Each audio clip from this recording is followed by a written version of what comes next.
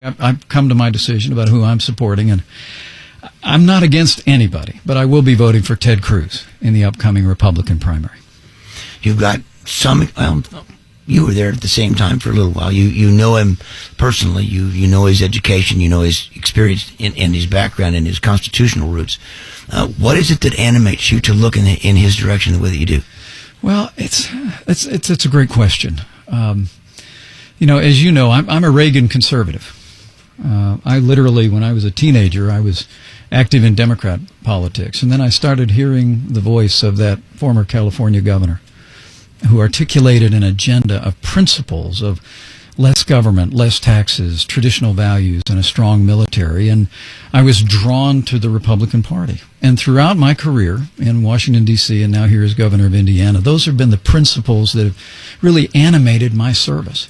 And I've sought to support them at every turn, but also I've looked for opportunities to support men and women who have the courage to stand on those Reagan principles. And I see Ted Cruz as a principled conservative who's dedicated his career to advocating the Reagan agenda, and I'm pleased to support him.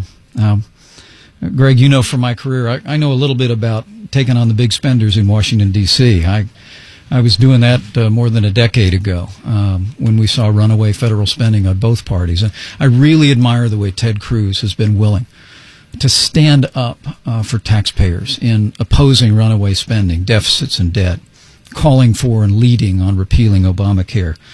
And I also have to tell you, I'm very impressed with Ted Cruz's devotion and knowledge of the Constitution of the United States, of the freedoms that are enshrined there in our Bill of Rights, from our liberties to our Second Amendment. And, of course, I appreciate his strong and unwavering stand for the sanctity of life. But, it's for those reasons and just as much in support of the principles that have always animated my public service that I'm voting for Ted Cruz in the upcoming Republican primary.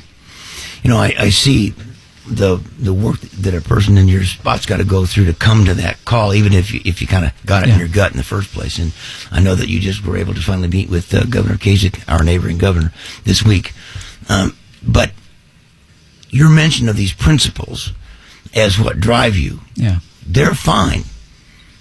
A lot of people have said they liked them. And we know a whole bunch of them that forgot about that when they got to Washington.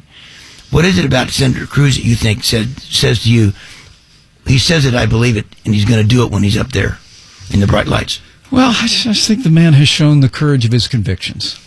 It's not a popular thing in Washington, D.C. to take on the leadership of your own party. I know that firsthand. I did it when I was there. I opposed runaway federal spending, whether it was a Republican administration or Congress or whether a Democrat administration, and he's been willing to do that. But let me be very clear.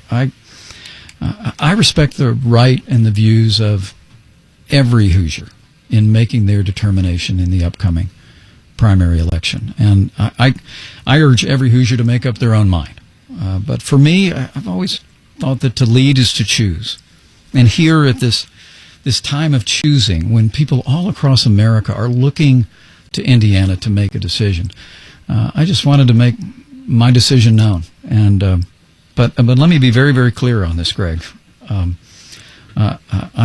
Whoever wins the Republican nomination for President of the United States, I'm going to work my heart out to get elected this fall.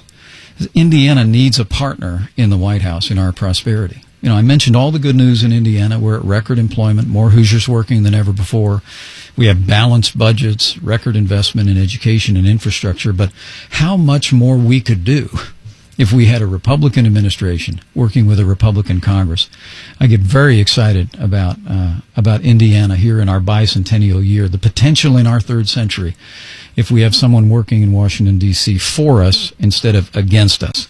So I just encourage every Hoosier to examine all these candidates as I have, listen carefully to all of their positions, make their decision, exercise their right to vote this coming Tuesday, if not before. And at the end of the day, I'm very confident that our party is going to come together around our nominee, whoever that might be, and we're going to deliver a great victory for all the people of the United States this fall. I'm in recollection of a phrase from a conservative from a long time ago. Barry Goldwater's theme. He got beat, but he said, "A choice, not an echo." And what I see out of what's happened this last 8 years, and frankly, way too much in the 8 before that, too many echoes. And everything was the answer to every question was more money. We've all seen it in our pocketbooks. We've seen it in the savings accounts that are gone. We've seen it in our inability to buy equipment to grow our own businesses, to hire more folks. And it ain't funny. It's awful. And you mentioned, I think, on the air, and as you've said to me as well, my choice is, first of all, whoever can beat Hillary Clinton. So let's talk about that just for a minute. I know you got to get out of here, but just very quickly, how do you see a general election with Ted Cruz and Carly Fiorina versus Mrs. Clinton and whoever she chooses? Well, I'm for anybody but Hillary and Bernie Sanders. I mean, I believe that the course of this last administration would only be magnified in wrong liberal policies under either one of the Democrat candidates.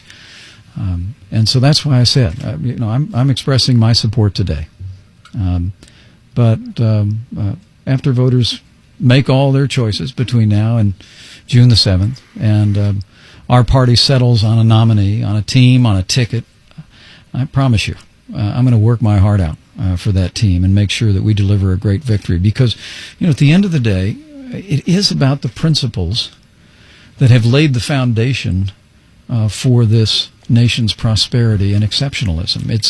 It's about making sure that those Republican principles are put into practice in the next administration, and that we get serious about tackling this mountain range of debt, rebuilding our military, standing up for the principles of federalism, where we don't just cut government spending in Washington, D.C., but we have leadership in Washington, D.C. that understands that most of the cure for what ails this country is going to happen more in our nation's state capitals than it ever will in our nation's capital. And so applying the principles of the 10th Amendment and federalism and divesting power and resources out of Washington, D.C. back to the states, that's all the key. And for me, Greg, and I can tell you're hearing me on this, for me this is about choosing between three good men, all of whom I like and respect, and identifying that individual who I think best articulates and would best advance the principles that have made our prosperity possible, and that for me is Ted Cruz.